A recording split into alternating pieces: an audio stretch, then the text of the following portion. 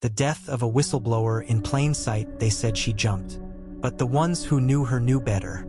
It was the morning of March 12, 2019, when 34-year-old Dr. Maya Thornton was found dead at the base of the Helix Corporation headquarters in Baltimore.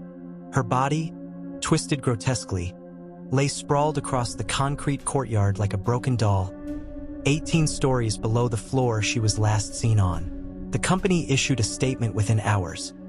"We are deeply saddened by the tragic loss of Dr. Thornton. She was a brilliant researcher and will be missed. It took just 4 hours for police to rule it a suicide. No autopsy report was released to the public. No CCTV footage was shown.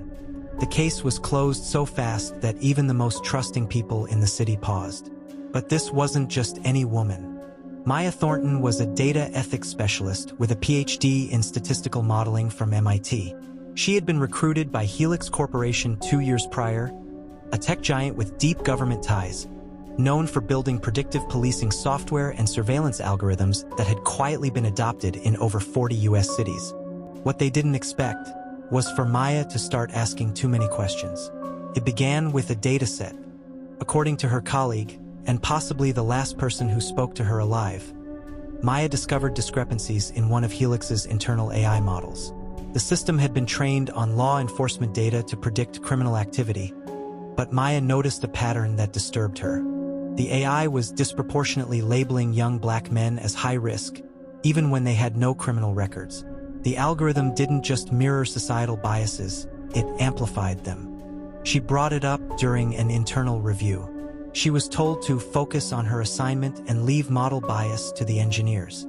That's when she stopped trusting her team. Over the next 3 months, Maya began keeping her own logs, email printouts, meeting transcripts, even screen recordings of internal discussions where senior developers casually dismissed the issue, laughing it off as just how the data looks. She reached out to a journalist anonymously under the codename Skyglass. She told him she feared for her job, but also for her safety. The journalist, Isaac Feldman, confirmed her communications weeks later in an interview. She said she felt like she was holding onto a live wire, the kind of thing that could ruin a billion-dollar company overnight. Then something strange happened. Maya's phone was remotely wiped on February 28, 2019. Her cloud accounts locked. Her apartment was broken into, nothing stolen, but drawers overturned, computer gone. She filed a police report but received no follow-up. When she confronted her supervisor at Helix, they called it paranoia and suggested she take a mental health leave. And then she vanished for 2 days. On March 10th, Maya's sister, Kira, filed a missing person report. She told police Maya had sounded frightened during their last call. She said she couldn't trust anyone, that even the people she worked with were following her. When Maya reappeared on March 11th, she didn't explain where she'd been. But she was back at work the next day. Her co-workers described her as distracted but determined. She had a USB drive with her, and at one point that morning, she was seen in a heated conversation with the company's chief legal officer. That conversation was never recorded. Hours later, she was dead. Official cause of death: suicide. No note found. No surveillance footage released. But here's where things unravel. An anonymous employee at Helix leaked a security log showing Maya never accessed the rooftop that day. Instead, her keycard last pinged on floor 17, 2 levels below the top. There's no record of her entering the stairwell, and the elevator didn't go up again after her badge in. And then there's the whistleblower document. 3 weeks after her death, Isaac Feldman received a package in the mail, a padded envelope with no return address. Inside was a printed manifesto, a 16-page document titled, "The Algorithm is Racist."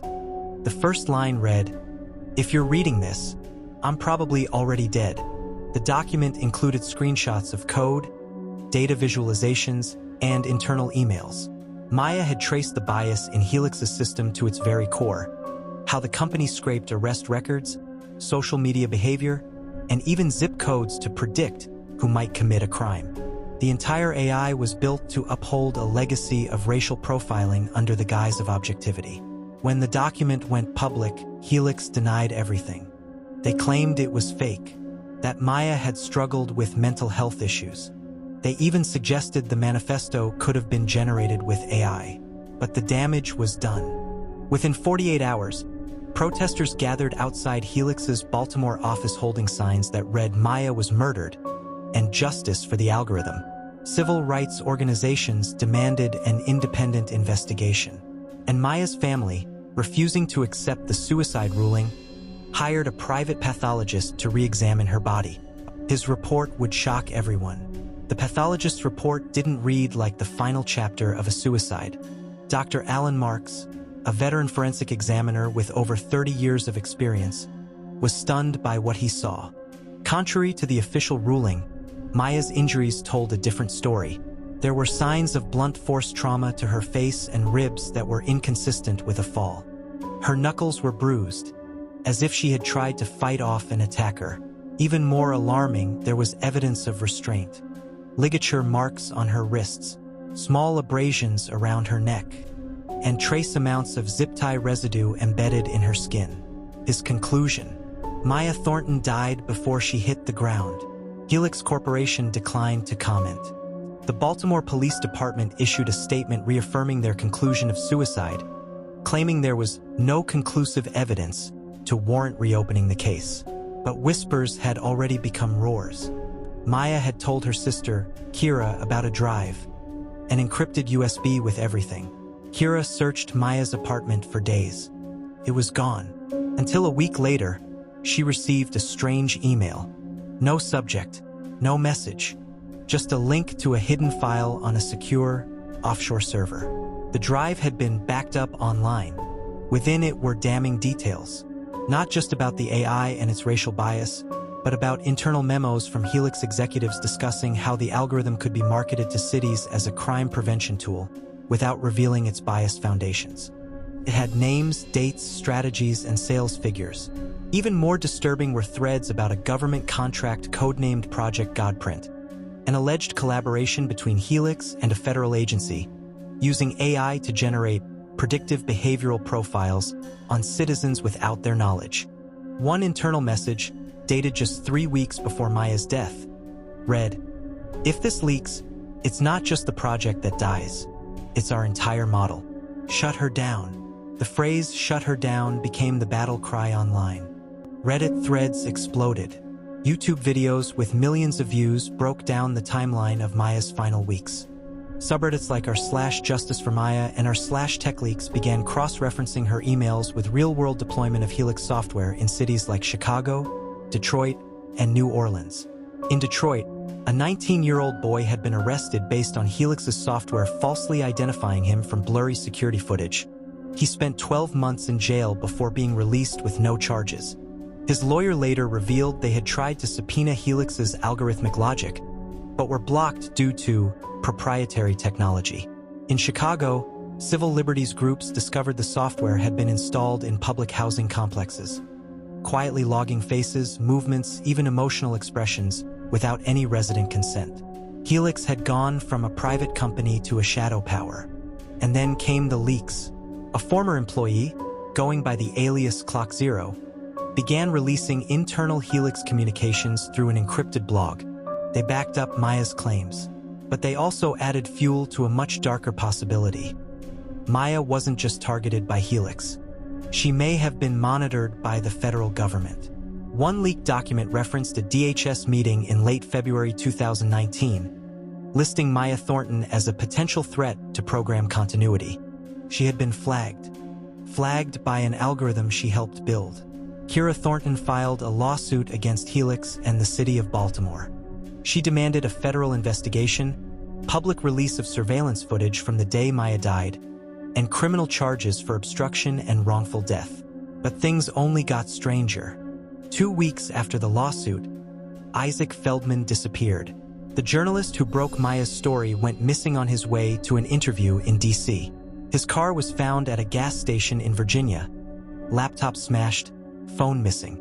No CCTV footage was available, even though the station had 8 cameras. His last text, sent to Kira, it said, "They're watching all of us now. If I vanish, finish this. 3 days later, Kira received an unmarked manila envelope at her door. Inside were photos, grainy but clear enough. Maya in a room that wasn't her office, restrained, crying. A man in a Helix badge standing in front of her. She wasn't suicidal. She was interrogated. And then came the final straw. A new whistleblower leaked metadata from Maya's security badge. It revealed that at 10:37 a.m. on March 12th, her badge had been deactivated remotely, 13 minutes before her body was found outside. Meaning, she couldn't have opened the roof door herself. She never even got the chance. What happened to Maya Thornton wasn't suicide. It was a calculated erasure. A corporate-sanctioned cover-up wrapped in mental health rhetoric and sealed with a rushed investigation. But with the evidence mounting and public outrage boiling over, one question remained. Who actually gave the order to shut her down? Helix Corp was under fire, but it still held its head high. Publicly, the CEO, Elias Van, dismissed all allegations as baseless conspiracy theories fueled by internet hysteria. But behind the scenes, cracks were forming. Congressional hearings had been scheduled. Protests outside Helix headquarters grew larger each day, and journalist collectives worldwide were now dissecting every aspect of Maya Thornton's case. And then, finally, a name dropped.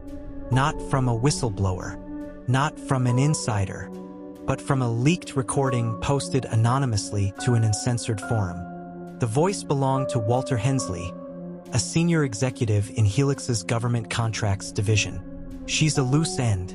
We can't risk a federal probe just because a techie got a conscience. Pull the plug quietly. Let her jump. We've done worse. The internet imploded. Hensley was subpoenaed, but vanished the day before he was scheduled to appear before a Senate Intelligence Committee. The official report said he missed his flight. Others believe he was either silenced or relocated. Rumors surfaced of sightings in Dubai, then Brazil, but nothing was confirmed. Meanwhile, Kira Thornton, exhausted, afraid, but unwilling to back down, released every piece of Maya's backup files to the public. No redactions, no blurred names. The files revealed 43 known false arrests due to Helix AI errors. All victims were people of color. Internal simulation data showing a 78% margin of bias in neighborhoods predominantly Black or Latino. A memo dated March 1, 2019, reading, "Push deployment into marginalized districts. We need results that look tough on crime. Outcomes can be polished later." It was algorithmic profiling marketed as innovation. Racism coded in Python. And Maya had tried to stop it. The national outrage was undeniable. A class action lawsuit against Helix grew to include over 300 plaintiffs. Civil rights attorneys began citing Maya's evidence in unrelated cases of surveillance abuse. In Baltimore, activists painted murals of Maya on buildings with the words, "Truth never jumps. It's pushed." But nothing prepared the public for what came next. A leaked affidavit from a former DHS contractor, name redacted, alleged that Project Godprint had included not only behavior prediction but also containment strategies. One section read, "Subject M. Thornton was categorized Category 3 threat. Internal breach risk following a flagged outbound email. Clearance level red suggested early-stage neutralization via psychological or reputational erosion. Executive option, non-lethal removal, mimicked suicide." In plain language, Maya was flagged by her own creation, and that flag cost her life. Suddenly, this wasn't just a story about one whistleblower. It became the face of a modern kind of murder, not by a knife or gun, but by algorithms, silence, and bureaucratic execution orders. Isaac Feldman was still missing. No new leads. His family received a voice message 3 months later, distorted and looped, with only 3 words, "They know everything." Kira started receiving threats. Letters slid under her door. Anonymous texts. A dead crow left outside her apartment. Eventually, she left the country. She now lives in Portugal, under a new identity, occasionally publishing encrypted notes online. Short bursts of truth, meant to keep Maya's name alive. So what happened to Helix? 2 years after Maya's death, the company was forced to suspend public operations. A new CEO was installed. Lawsuits drained its funding, but insiders claim it never died. It simply changed names, relocated contracts, and continued operations under new shell companies, still protected by national security loopholes. Congress issued a symbolic ruling condemning unethical surveillance practices. No one was charged. No one served time. Maya Thornton's death remains officially listed as a suicide. Her story is not in textbooks. It's not in museums. But it lives online, in forums, videos, protests, and whispered warnings shared by tech workers who understand what she was really fighting. Because sometimes, truth dies quietly, in glass towers, in clean code, behind closed boardroom doors. And the only crime bigger than the cover-up is that we let it happen.